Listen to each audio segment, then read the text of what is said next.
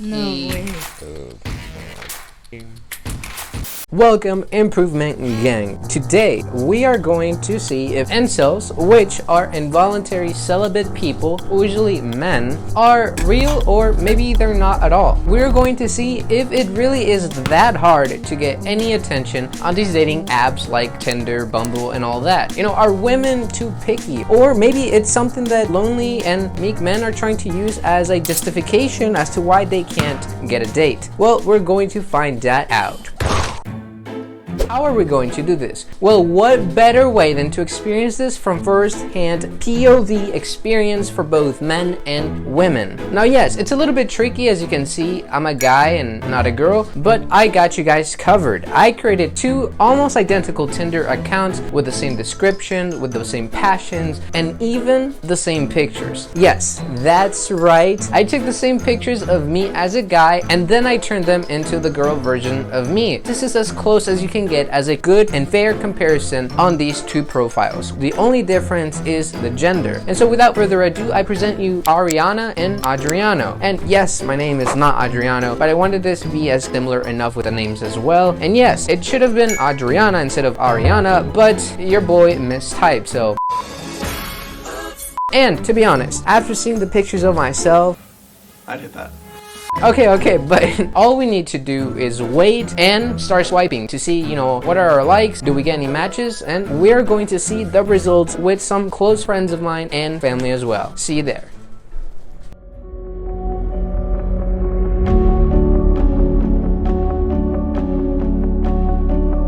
Okay, well, after taking a look at both profiles, which one do you think got more likes, matches, and responses?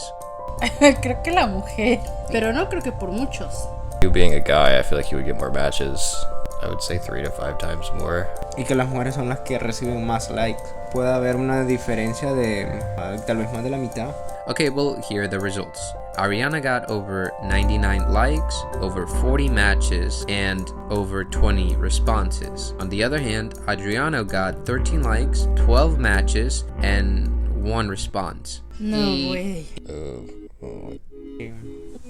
What do you think about that? Was it as you predicted?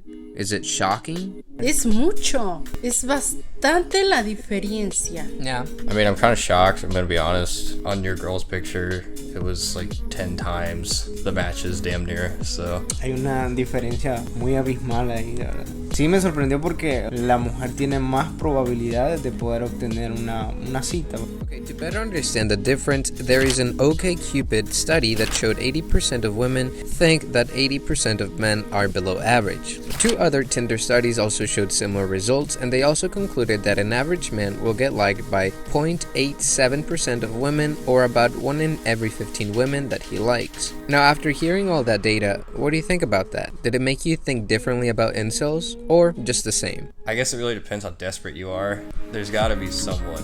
Yo siempre creí que era fácil para un hombre conseguir una mujer. No sabía que era difícil, pero creo que eso les motiva a que se esfuercen más en sobresalir. No puedes encontrar lo mejor en Tinder. La mayoría de personas que están ahí te puedo asegurar que son personas que están desesperadas. No es probable que encuentres una buena pareja ahí. Okay, so, well, you know what to do about this gap, right? Well, there's 2 options. The first option is monogamy. In this case, everyone gets a partner, but most women will consider their mate as below average, and most men will have to deal with that. The other case is polygamy, and in this case, only those that find each other attractive will get together. But most women will have to share a man, and most men will be incels.